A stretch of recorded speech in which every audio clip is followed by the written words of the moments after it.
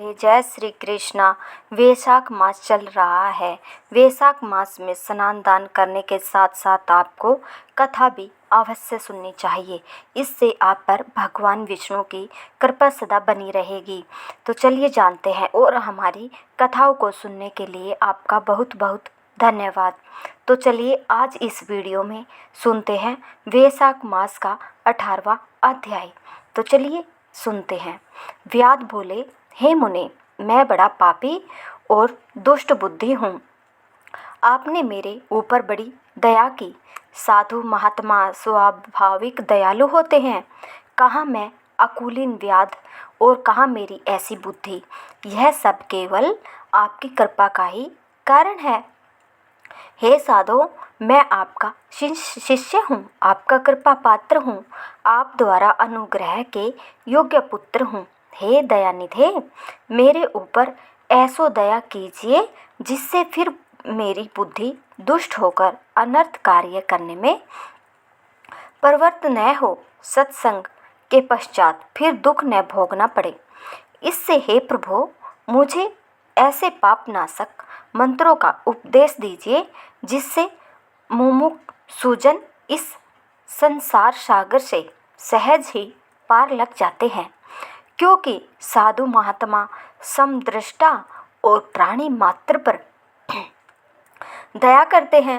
उनकी दृष्टि में न कोई अधम है, न उत्तम, न अपना है, न पराया। जो एकाग्रता से विवेचना कर चित्त की शुद्धता से पूछे, ये कैसे ही दोषयुक्त, कैसे धर्महीन हो।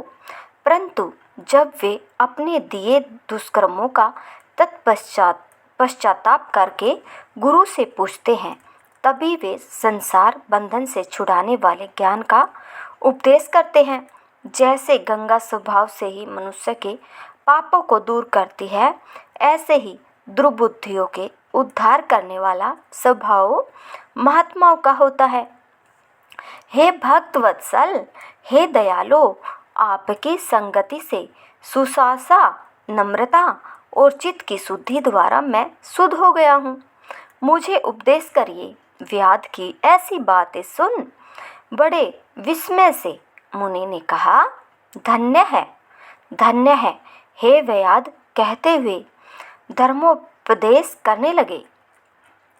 हे व्याध और बोले, हे व्याध, जो तू शांति की इच्छा करता है तो इस वैशाख के धर्म कर। ये धर्म बड़े दिव्य और भाव बंधन से छुड़ाने वाले हैं। इनसे विष्णु भगवान प्रसन्न होते हैं। हे व्याध, यहाँ धूप बहुत सताती है, न यहाँ छाया है न पानी। चल कहीं दूसरी जगह चले जहाँ छाया हो। वहाँ जल पीकर छाया में बैठकर स्वस्थ चित्त से तेरे सामने पाप नाशक महात्म्य वर्णन करूँगा। विष्णु भगवान के माधव मास का महात्म्य जैसा सुना और देखा गया है, वह सब तेरे सामने वर्णन करूँगा।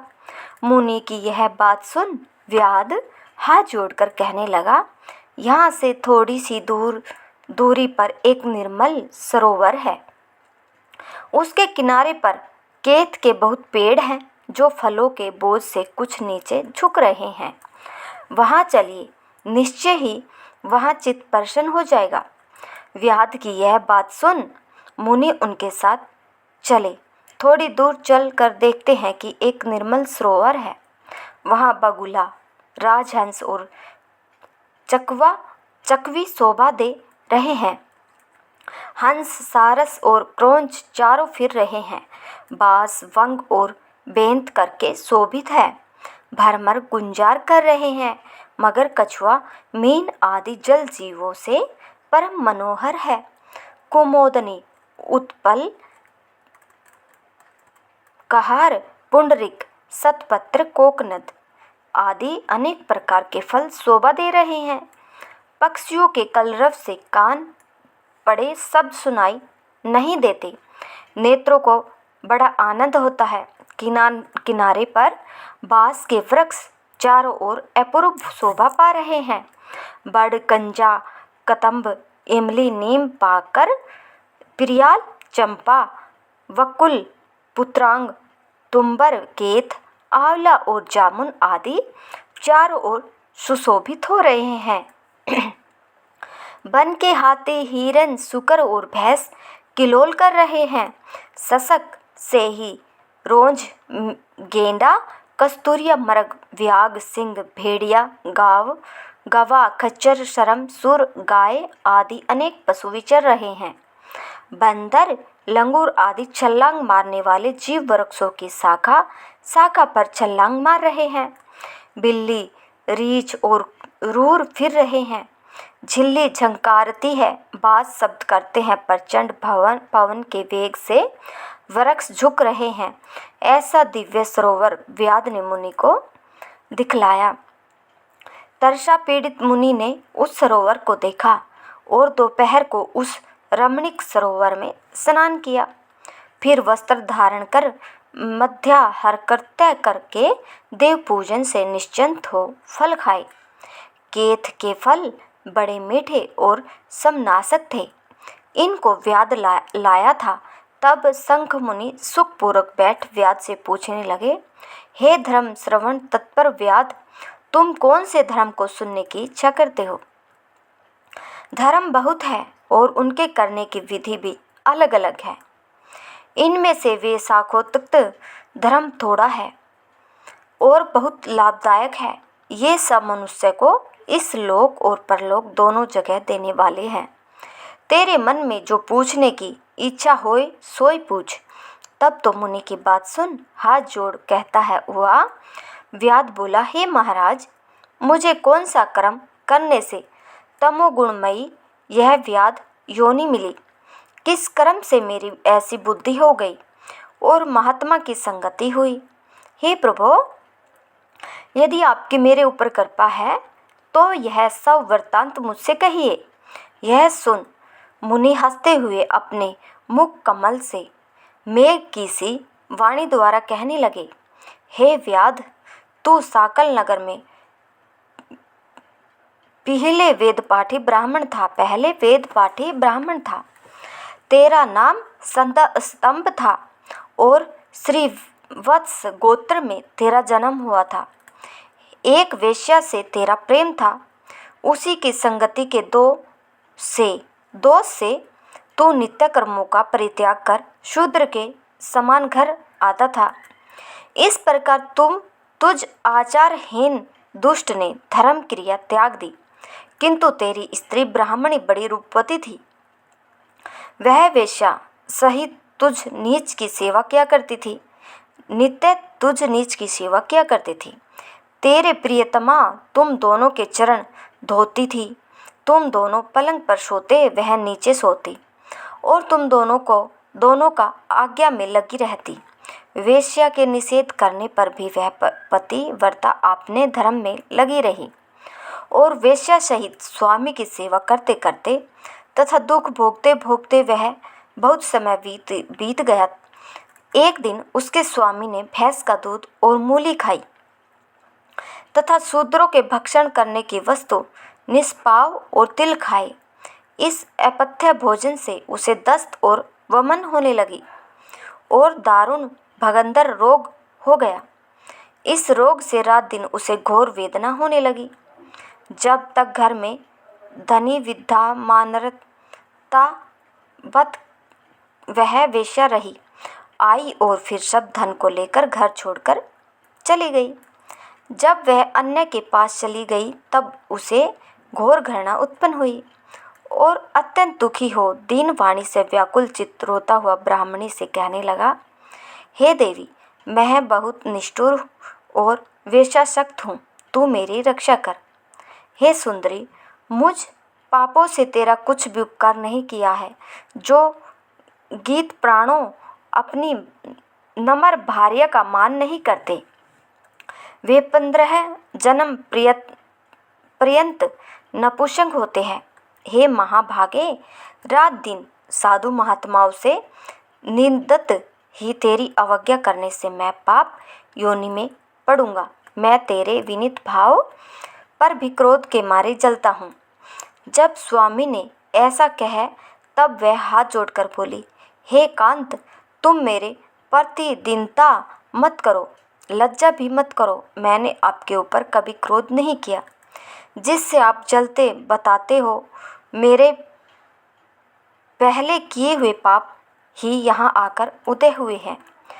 जो इनको सहन करे वही साध्वी स्त्री है और वही उत्तम पुरुष है। मुझ पापिनी ने पूर्व जन्म में जो पाप किए, उनके भोगने में मुझे कुछ दुख या विषाद नहीं है। ऐसा कह वह सुमुखी सेवा करने लगी। अपने पिता और भाइयों से धन लाकर वह शीर्षाई विष्णु भगवान और अपने पिता की सुशासा में लगी रही। दिन रात मलमूत्र धोकर शुद्ध रखे और अपने स्वामी के जो कीड़े पड़ गए थे उन्हें धीरे धीरे निकालती। रात दिन त्याग आदि भर्ता के दुख से दुखी हो कहने लगी, हे पितरेश्वरों, तुम मेरे पति की रक्षा करो और मेरे स्वामी को रोगहीन और पाप रहित करो। निर्विघ्न निवदारक श्री गणेश जी के निमित्त मोदक दान करूंगी और 10 शनिवार उपवास करूंगी। मिष्ठान और घृत का भोजन नहीं करूंगी। देह पर तेल, मर्दन और उपटन लगाना छोड़ दूंगी। किंतु मेरा भर्तार निरोग होकर 100 वर्ष तक जीवित रहे। ऐसे वह देवी प्रतिदिन कहती थी। तब एक महात्मा देवल नाम के मुनि वैशाख में गर्मी के मारे संध्या समय उनके घर आए तो वह स्त्री कहने लगी, यह वेद मेरे घर आए हैं, इन्हीं के द्वारा रोग नाशक हो जाएगा। मैं इसकी सेवा करूंगी।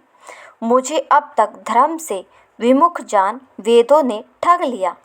उसके चरण धोकर जल सिर पर छिड़क लिया और गर्मी से व्याकुल महात्मा को देख तेरी स्त्री ने आज्ञा लेकर शरबत पिलाया, जिससे उसे शांति मिली।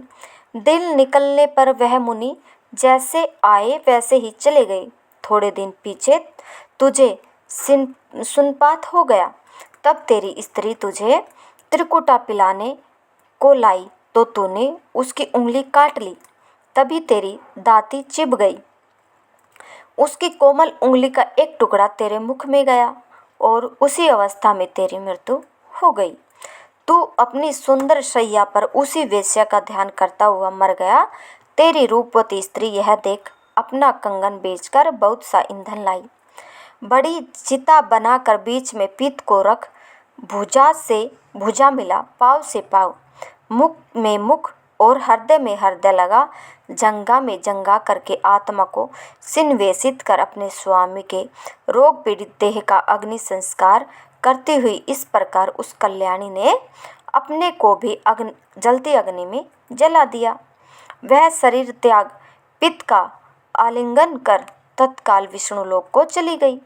वैशाख में पानी का दान करने से और चरण धोकर जल सिर पर छिड़कने से दुर्लभ गति उसे मिल गई और तूने समस्त पापों से छूटने पर भी अंतकाल में वेश्या का स्मरण करने से देह त्याग कर घोर व्याध का जन्म धारण किया।